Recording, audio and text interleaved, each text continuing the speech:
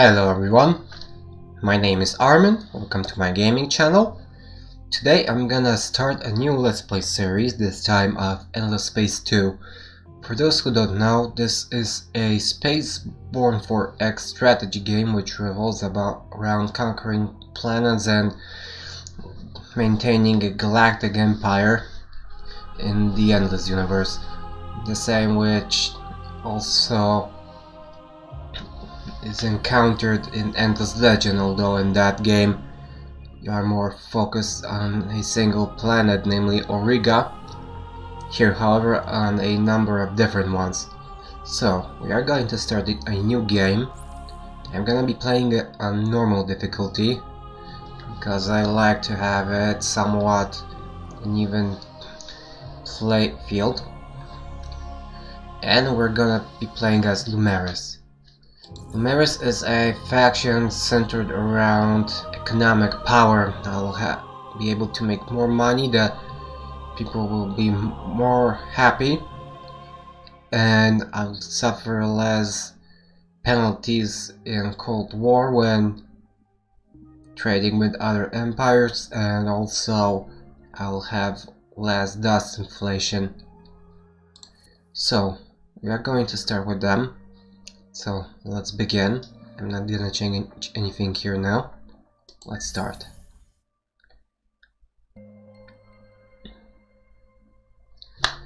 So my idea with this playthrough will be to try and focus on a economic victory. That's my primary aim, although it might be possible that I might change that later, or sooner or later. It depends on the situation.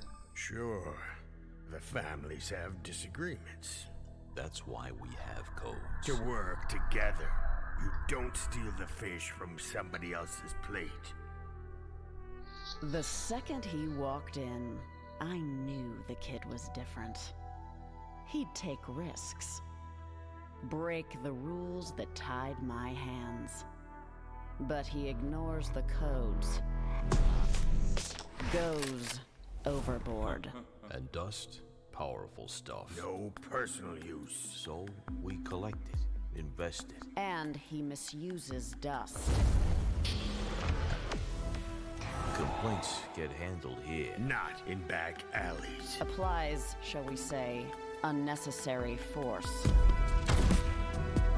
Maybe he knows dust, but I know the families.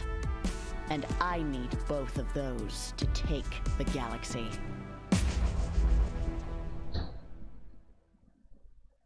The four families have ruled the Lumeris for generations, always finding uneasy alliances in their shared desire for dust. Nothing else upon the blue world of Genis is quite as wonderful as buying low and selling high. Trade, investment, and negotiation are their lifeblood. As the current head of the families who ruled the Lumeris from the shadows, it is time for you to go out and harvest the galaxy's wealth. Or so they say. So, as I said before, we're gonna try to focus on an economic victory that will require to amass a lot of dust and focus on dust research. Let's see what we got. Got 2 caravels. These are our explorer ships. We don't have any colonizer ships because as the Lumeris we don't use any of those. Instead we will be able to buy out outposts on different planets once we find some planets that are suitable for colonization. Also, we've got some curiosities to find, so let's see what we've got. Got a medium adult world which we can already colonize, so let's see what we got in there.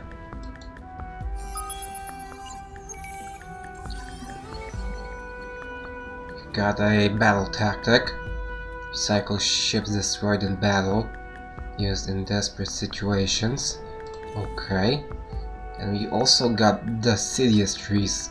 This works pretty nice with our current plan because the deciduous trees are used for the system developments, as all luxury resources are, and these can be used for upgrading our dust income, so this will boost it quite nicely. So let's take a look at the other planets as well, what we got there. Cometite volcano. It's a beneficial anomaly, although for some reason that doesn't show what's the benefit of it. Here we've got Huygens rings, and we got a remnant population, which grants +2 dust unhappy, so another useful thing. So thanks to that, we now have an additional population type, a couple of Lumeris populations, and one planet which has no specialization right now. Our population is happy from the base, from the colony base, as well as from the Lumeris trade, which is optimistic too. So right now I'm gonna start with the basics: food and industry. After that, the cerebral reality, and later on I'm gonna build the infinite supermarkets. Okay, so that's our base. Got one hero,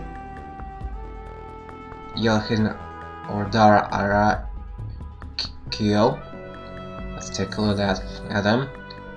He's a seeker, pacifist, Lumeris. He's also a senator, so some of his skills apply to the whole empire.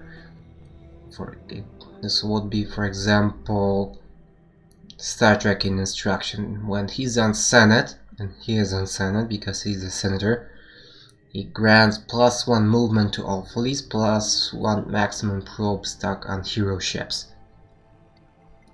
And the other ones look quite similarly.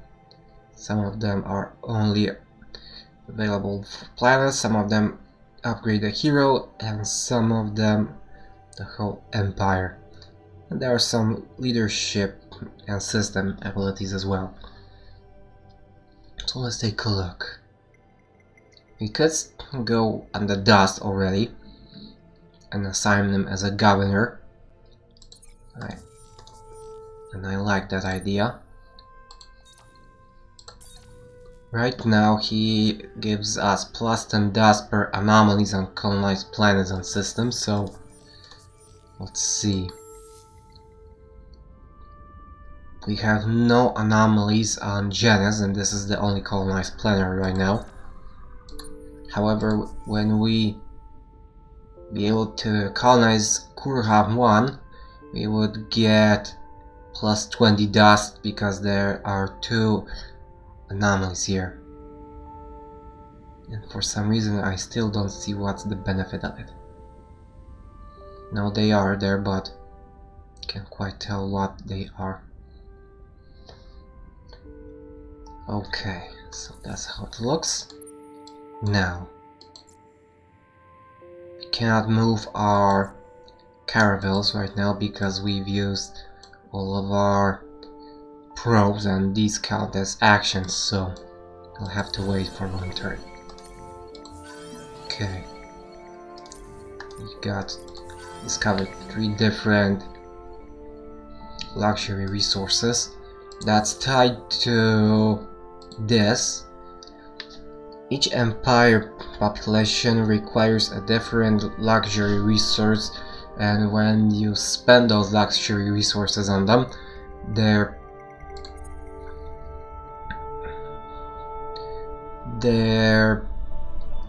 population output gets doubled. Okay, we also got right thing rule as a law. This allows us to gain +1 additional dust per population, and it also allows us to force peace when not called war. Okay, so that's how it looks right now. We're going to send these caravels out of our system and move through this star lane to the next one, and we'll see what we find. This is the whole galaxy. We are positioned here. So anywhere here, there might be some other systems that we might find. So let's end turn. Ah, forgot about this. Let's take a look at the technology screen. Could go for planetary landscaping. This will allow us to build some food resources, some food improvements, and grow our empire much faster. Could go also for these tier 2 techs as well. However, we don't need them right now. One thing that might work for us is grabbing something that allows us to colonize savanna planets. The colonization techs are in the science quadrant. This is this one here. And it is split between cold and hot planet colonization, roughly. Let's see. We would need baryonic shielding for that.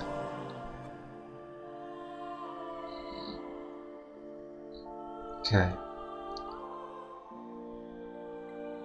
I suppose we are going to start with this. Well, now, from the basics, let's start with this. We're gonna get some food. Also some research. Okay.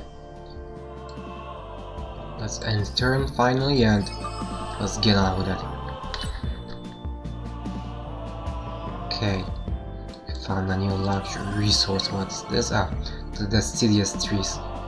When we upgrade, use it as a system development upgrade, we'll get plus 60 dust on the system, so it's quite a huge and flat amount. Okay, let's send our ships out. Let's see what we find. Okay, this is good.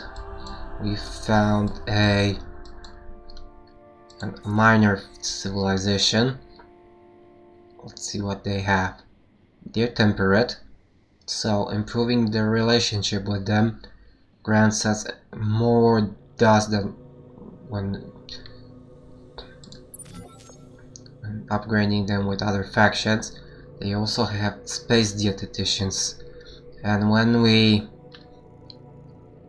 assimilate this faction, we will get this trait for all our planets.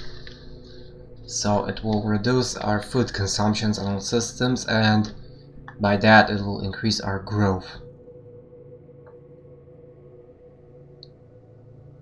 Now we could bribe them. It looks like only the Lumeris can bribe. That works quite well with their money-centric approach. So let's give them a little bit of money. Not too much, because we still want to use that. Okay, one more. +5 to relationships per turns. We'll be able to get the half of the bar. Okay. Plus, there are some curiosities here, and when we explore them, we'll also get some extra favor with them. So, let's continue on. We got a hacking operation. Yeah, that's the other thing. One of the game expansions, specifically Psynumbra, allows us to use hacking operations. How does this look? When we click here, we enter hacking mode. We select a node, which is mostly our planet, and then we pick another node to which we want to go, and it will take a number of turns for it to reach the planet and a few more to hack it. And after we're done with that, we'll have a number of different ways we could use that. We're gonna see it once we are done here. Right now we are gonna simply hack the Harashims and see what we can do there. Okay, let's continue on. Let's look at these curiosities here. Okay, we got some extra experience on our ships, plus we found a polar tempest, a detrimental anomaly, and a bit of influence.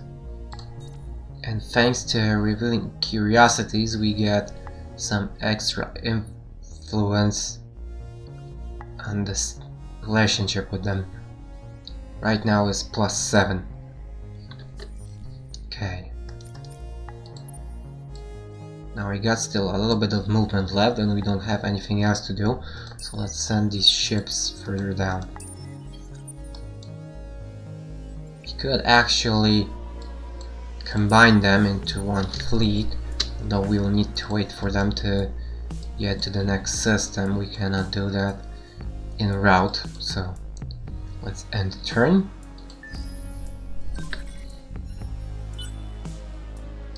Let's continue on. Okay, this is another system. This is Adana. We know that there is some Hyperium here, so we need to grab this one for this. It only has 3 planets, but it has that Hyperium. This is a Tundra planet, so for that we'll need xenobiology for that. Let's see. We're gonna work on that next time. So we'll either have to wait or we'll have to switch it.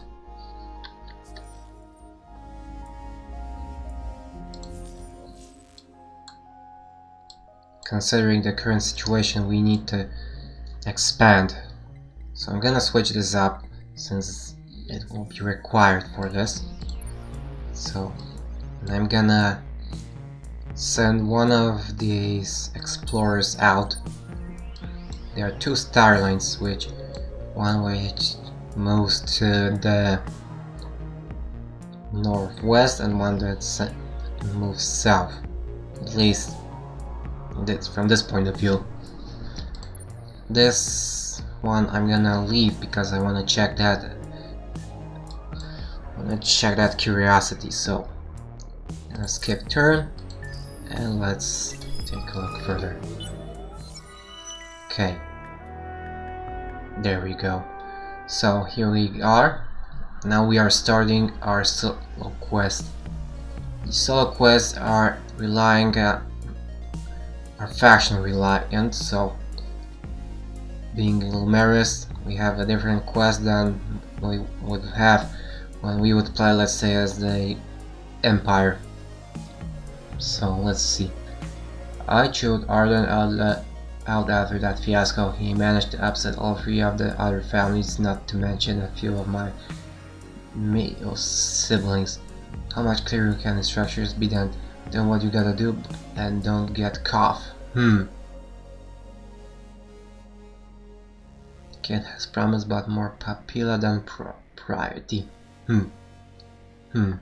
Brash is good, but brash and canny is better. As the current head of the families, I want to keep the others off balance, not at war. Not start a war. Okay. Doesn't matter, he said. They don't understand us any better than we do. They'll be back one by one to do business with us. New business, galactic business, measured in dust, not Sakan. What do you know? First was Rakio herself in a wheelchair. but with eyes that glinted like harpoon tips. She pointed a limb toward the sky and said, "Up there, we're gonna go there, build there. No zoning laws, no building codes. Give me access."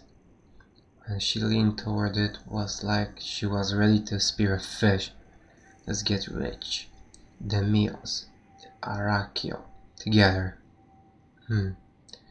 Shlet and Arjun and I had barely started discussing the possibilities when Iriel Ferbarda strode in, worth 3 trillion Sakan, but looking like his clothes cost 10. No, Detrius, here's the deal. Developing space means stations, ports, docks, factories. We know there is cheap labor out there and no workplace safety hassles and whiny environmental regulators. The Omakar can develop the galaxy. Bring us in, we cut you in. Everybody wins. And late at night, sometime after their evening services to their, gods, Jodankur Adalhlam arrived ready to sell seawater to Squid. You know what you need? I'll tell you anyway. Exploration, protection, freight, tourists. You need ships. Ships, you say? Who do I go to? Yeah, that's right. Lancelum. Us. Colonies and outposts means trade, travel, ships. Let's do this thing. He pointed and I'll do it. Boom. Arden and I were grinning at each other when he left, but for different reasons. So who do we work with? I mulled. Doesn't matter, he said. This is just the start of the game. We can pick and choose, but you know what the end game is gonna be. Expensive colon. Wonder who else was paying him. Dust. It's all gonna come down to dust. So let's see. We could assimilate one minor faction. We could be present on at least 4 planets. Or we could discover at least 50% of the systems in this galaxy and we would get 50 titanium, 200 dust, or 30 blue cap mold. Now, considering the rewards, Omakar might be good, although the dust amount is low, simply low. Titanium might be useful, not sure when we will find our own deposit.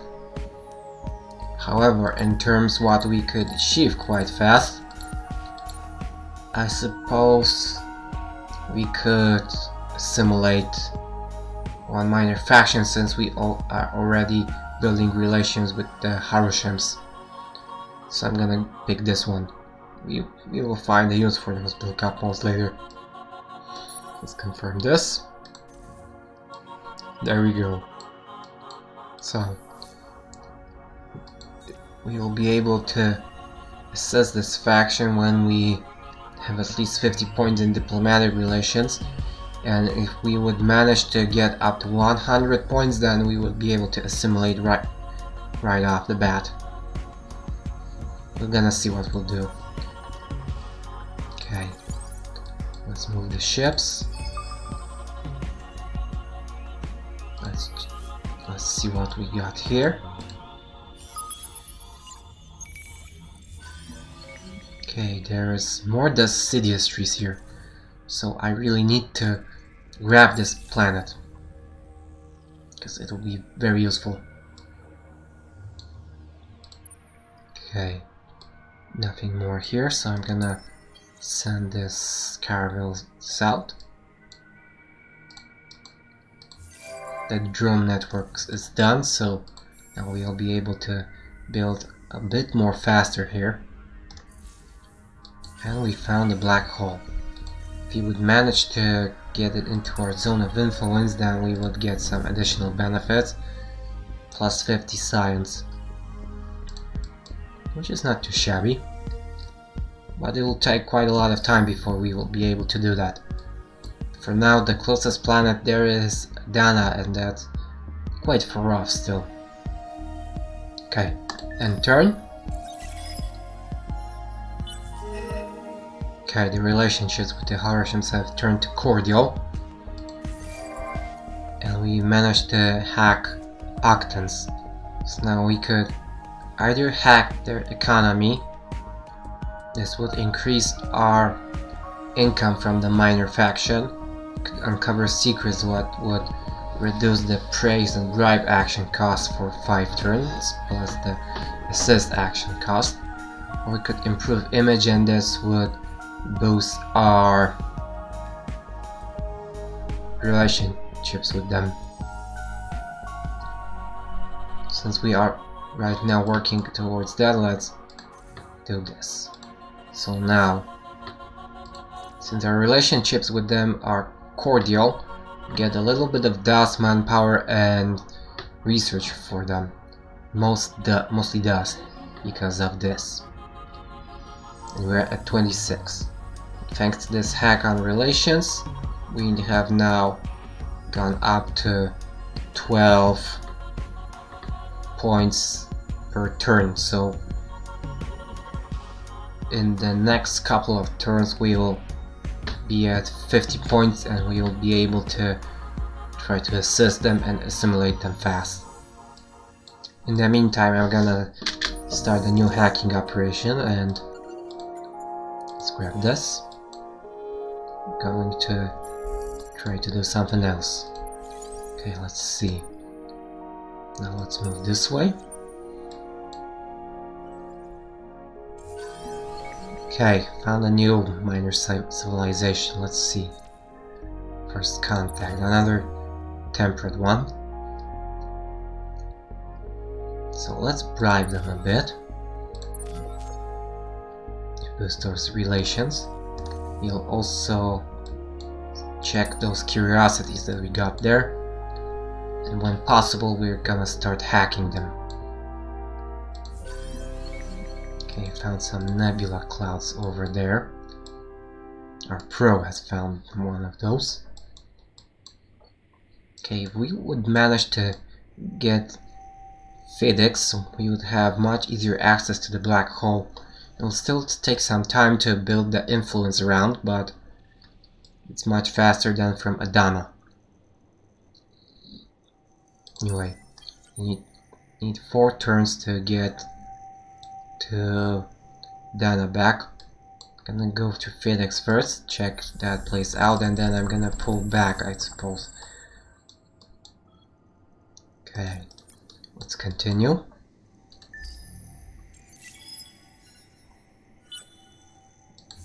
Okay, now our hero has promoted. Let's see. Since I am developing him as a governor, it would be a good idea to grab some of these governing skills. We could grab this and boost our dust supply, rather dust income.